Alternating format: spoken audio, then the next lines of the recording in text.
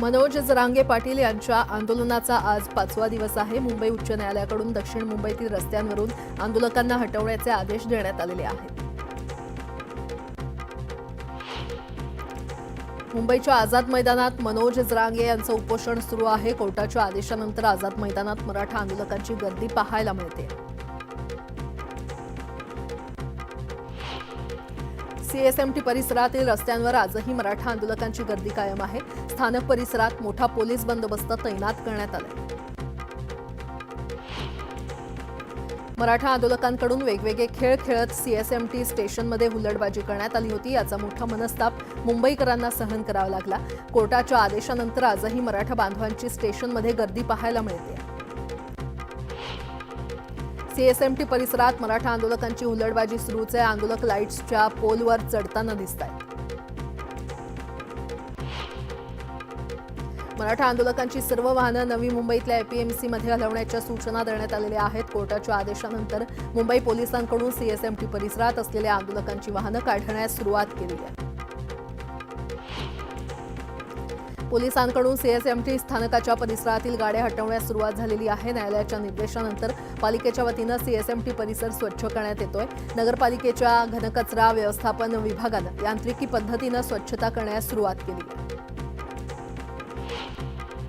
सरकारची सामंजस्याची भूमिका आहे. कोर्टानं दिलेल्या निर्देशांचं पालन करून नियमांचं उल्लंघन झाल्यास कारवाई करावी लागेल असं वक्तव्य मुख्यमंत्री फडणवीसांनी केलंय. सुप्रियाताईंसह सर्वांना विनंती आहे की सामाजिक प्रश्नांवर राजकीय पोळी भाजू नका. विरोधक आरक्षणाच्या मुद्द्यावरून राजकारण करतायत असा आरोप मुख्यमंत्री फडणवीसांनी केला.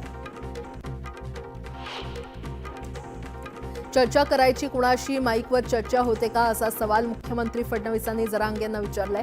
सरकारला आडमोठेपणाची भूमिका घेता येत नाही. आरक्षणाबाबत सरकार सकारात्मक असून आम्ही मार्ग काढू. चर्चेला कुणी समोर आलं तर चर्चा लवकर होईल असं मुख्यमंत्री फडणवीस म्हणाले.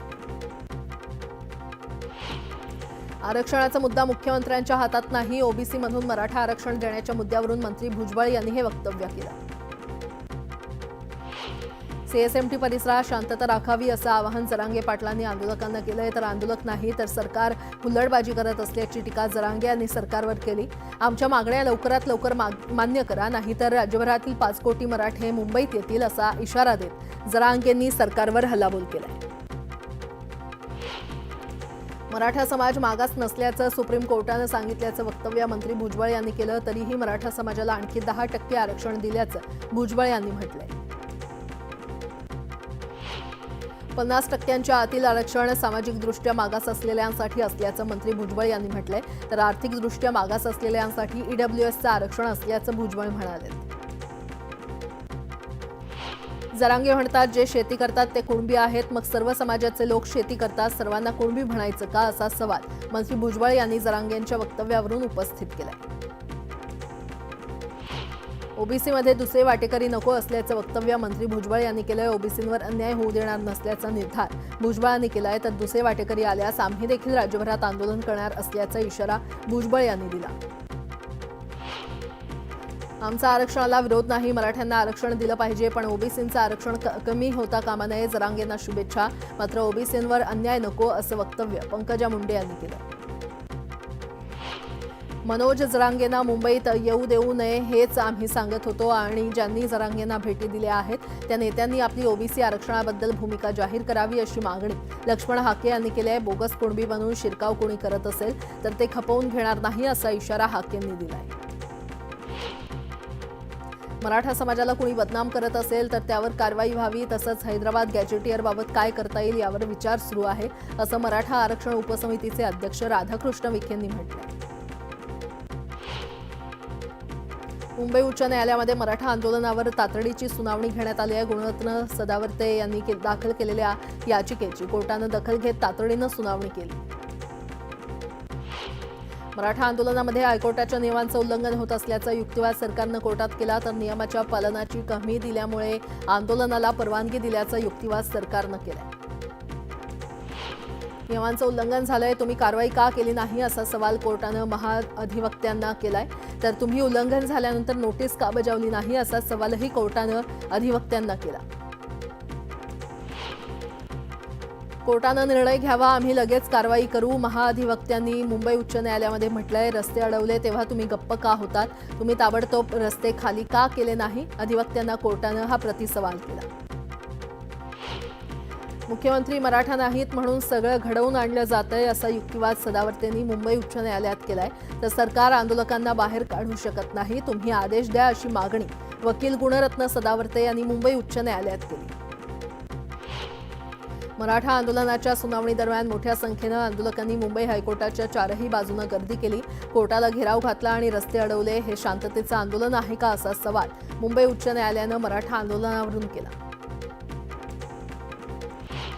मनोज जरांगे यांच्या तब्येतीची काळजी असल्याचं मुंबई उच्च न्यायालयानं म्हटलेलं आहे. आम्ही जरांगेंना उपचारासाठी सूचना देऊ शकतो असंही कोर्टानं म्हटलंय. आंदोलनामुळे मुंबईकरांना त्रास व्हायला नको असं मुंबई उच्च न्यायालयानं म्हटलेलं आहे. आंदोलनाला विरोध नाही, मात्र नियमांचं पालन करावं. 2 दिवसात सर्व पूर्ववत करण्याचे आदेश कोर्टानं दिले. आझाद मैदानाव्यतिरिक्त आंदोलकांनी कुठेही वावरू नये. पहिल्याच दिवशी संध्याकाळी 6 नंतर मैदान खाली करणं आवश्यक होतं. आमरण उपोषणाला परवानगी नसल्याचं उच्च न्यायालयानं म्हटलंय. तर 5,000पेक्षा जास्त आंदोलक न आणण्याची आयोजकांची जबाबदारी असल्याचंही कोर्टानं म्हटलंय. एअर अलायन्सच्या संकेतस्थळावर 1 आणि 5 सप्टेंबर रोजी मुंबई अमरावती मुंबई या विमानसेवेचं बुकिंग सुरू झालेलं आहे. गेल्या 10 दिवसांपूर्वी विमानात तांत्रिक बिघाड आल्याच्या कारणावरून अमरावती मुंबई विमानसेवा तुर्तास बंद करण्यात आली होती. मात्र विमानाचा तांत्रिक बिघाड दुरुस्त झाला असून आजपासून एअर अलायन्सची अमरावती मुंबई सेवा सुरू होते. नाशिक जिल्ह्यातील बहुतांश भागात पावसाची संततधार सुरू आहे आणि त्यामुळे अनेक धरणं ओव्हरफ्लो झालेली असून गेल्या काही दिवसांपासूनचा विसर्ग कायम आहे. धरणांमध्ये जवळपास 94 पाणीसाठा जमा झालाय. गौरी विसर्जनानिमित्त आज मुंबई शहर आणि मुंबई उपनगर या 2 जिल्ह्यात सर्व शासकीय आणि निमशासकीय कार्यालयांना स्थानिक सुट्टी आहे. तसा शासन निर्णय सामान्य प्रशासन खात्यानं जारी केलेला आहे. चंद्रपूर जिल्ह्यातील राजुरा विधानसभा क्षेत्रातील मत चोरीचा मुद्दा काँग्रेसनं पुन्हा चर्चेत आणलाय. विधानसभा निवडणुकीआधी 6,000हून अधिक बोगस मतदारांची नावं काँग्रेसच्या तक्रारीनंतर प्रशासनानं वगळली होती. अजूनही या क्षेत्रात हजारो बोगस मतदार असल्याची शंका काँग्रेसनं व्यक्त केली आहे.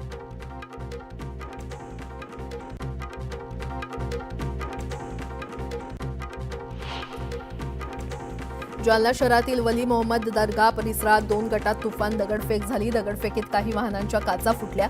किरकोळ कारणावरून दगडफेक झाली असून सीसीटीव्ही तपासून पोलीस गुन्हे दाखल करणार आहेत. मुळशी तालुक्यातील 50 गावांसाठी वरदान ठरलेलं मुळशी धरणात मुबलक साठा झालेला आहे. मुळशी धरणात 98.33% पाणीसाठा झालाय. मुळशीकरांची वर्षभराची पाण्याची चिंता त्यामुळे मिटलेली आहे. पिंपरी चिंचवड शहराला पाणीपुरवठा करणारं पवना धरण 100% भरलंय. पवना धरणातून नदीपात्रामध्ये होणारा विसर्ग वाढवून एकूण 4,500 क्युसेक करण्यात आलेला आहे. पाणलोट क्षेत्रातील पावसाच्या प्रमाणानुसार विसर्ग टप्प्याटप्प्यानं कमी अथवा जास्त केला जाण्याची शक्यता आहे. जळगावच्या चोपडा तालुक्यात पावसामुळे काढणीला आलेला मूग आणि उडीद खराब झालाय. उडीद आणि मुगाला आता 5,000 देखील भाव मिळणार नाही असं मत शेतकऱ्यांनी व्यक्त केलंय. जळगावात राष्ट्रीय आरोग्य अभियान कर्मचाऱ्यांनी जिल्हा परिषद आणि जिल्हाधिकारी कार्यालयावर मोर्चा काढला. कंत्राटी स्वरूपात काम करत असलेल्या कर्मचाऱ्यांना कायमस्वरूपी नोकरीत समाविष्ट करण्याची मागणी करण्यात आली. जामखेडमध्ये रिपब्लिकन पार्टी ऑफ इंडियातर्फे जिल्हाध्यक्ष सुनील साळवे यांच्या कुटुंबियांवर झालेल्या हल्ल्याचा तीव्र निषेध करून आरोपींवर मोक्का अंतर्गत कारवाई करण्याची मागणी करण्यात आली. दहशत निर्माण करण्यासाठी संघटित गुन्हेगारीचा वापर होत असल्याचा आरोप यावेळी करण्यात आला. नागपूर शहरात साथीच्या आजारांचं प्रमाण वाढलंय. अस्वच्छता, साचलेलं पाणी आणि हवामानातील बदलामुळे साथीच्या आजाराचा धोका वाढलाय. गेल्या 8 महिन्यात डेंग्यूचे 148, स्वाईन फ्लूचे 27 आणि चिकनगुनियाच्या 16 रुग्णांची नोंद करण्यात आली. कुत्र्यांच्या हल्ल्याच्या वाढत्या घटना लक्षात घेता नागपूर महानगरपालिकेनं मिशन रेबीज कार्यक्रम सुरू केलाय. या कार्यक्रमाअंतर्गत शहरातील 20,000 कुत्र्यांना मनपातर्फे अँटी रेबीज लस देण्यात येते.